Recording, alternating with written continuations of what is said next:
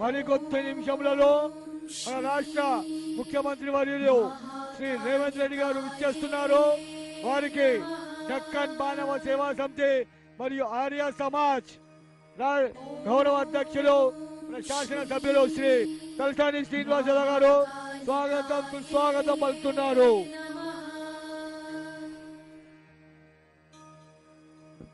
మన రాష్ట్ర ముఖ్యమంత్రి వర్యులు శ్రీ రేవంత్ రెడ్డి గారు విచ్చేశారు. వారికి దక్కన్ మానవ సేవా సమితి మరియు ఆర్య సమాజ్ శతాబ్ది ఉత్సవాల అధ్యక్షులు శ్రీ తలసాని శ్రీనివాసరావు గారు స్వాగతం సుస్వాగతం పలుకుతున్నారు.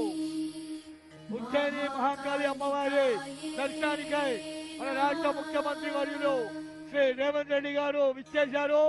వారికి దక్కన్ మానవ సేవా సమితి మరియు ఆర్య సమాజ్ శతాబ్ది ఉత్సవాల గౌరవ అధ్యక్షులు శాసనసభ్యులు స్థానిక శాసనసభ్యులు శ్రీ తలసాని శ్రీనివాస్ యాదవ్ గారికి స్వాగతం సుస్వాగతం పలుకుతున్నారు.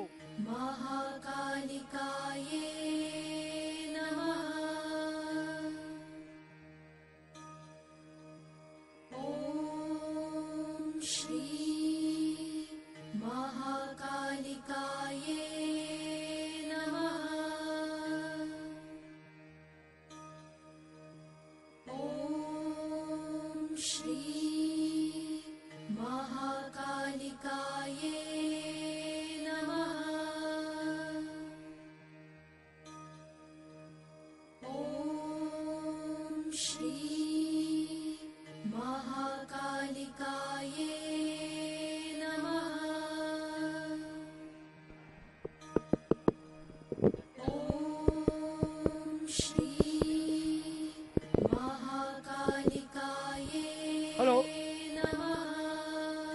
శ్రీ ఉజ్జయిని మహాకాళి అమ్మవారి దర్శనానికై శ్రీ మన రాష్ట్ర ముఖ్యమంత్రి వర్యులు శ్రీ రేవంత్ రెడ్డి గారు విచ్చేశారు.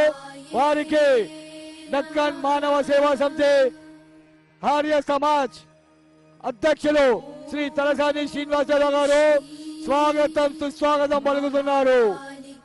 వారితో పాటు రాష్ట్ర మంత్రి వర్యులు పొంగులేటి గారు, సీతక్క గారు, కొండ సురేఖ గారు కూడా వారందరికీ కూడా దక్కన్ మానవ సేవా సమితి మరియు ఆర్య సమాజ్ శతాబ్ది ఉత్సవాల గౌరవ అధ్యక్షులు శ్రీ తలసాని శ్రీనివాసరావు గారు స్వాగతం సుస్వాగతం పలుకుతున్నారు. మన రాష్ట్ర ముఖ్యమంత్రి వర్యులు శ్రీ రేవంత్ రెడ్డి గారు ఇప్పుడే అమ్మవారి దర్శనానికి విచ్చేశారు. వారికి దక్కన్ మానవ సేవా సమితి మరియు ఆర్య సమాజ్ శతాబ్ది ఉత్సవాల అధ్యక్షులు శ్రీ తలసాని శ్రీనివాసరావు గారు స్వాగతం సుస్వాగతం పలుకుతున్నారు.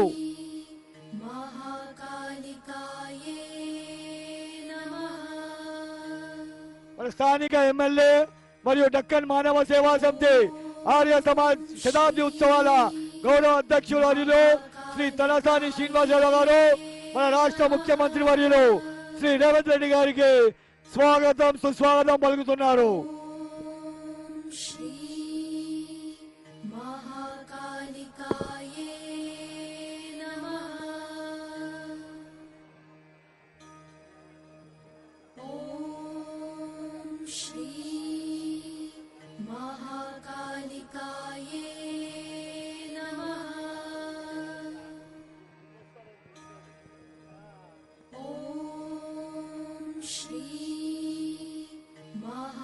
महाकालिकाये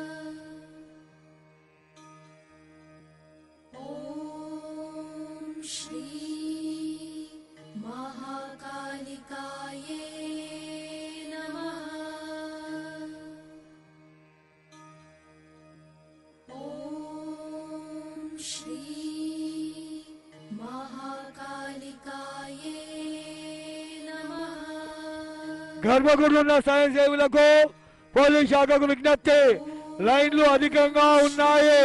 బోనాల లైను బాటా నుంచి మరియు రామ్ గోపాల్ పేట విచ్చేస్తున్నటువంటి బోనాల లైను అధికంగా ఉన్నది. దయచేసి త్వరగా భక్తులకి దర్శనం చేయించి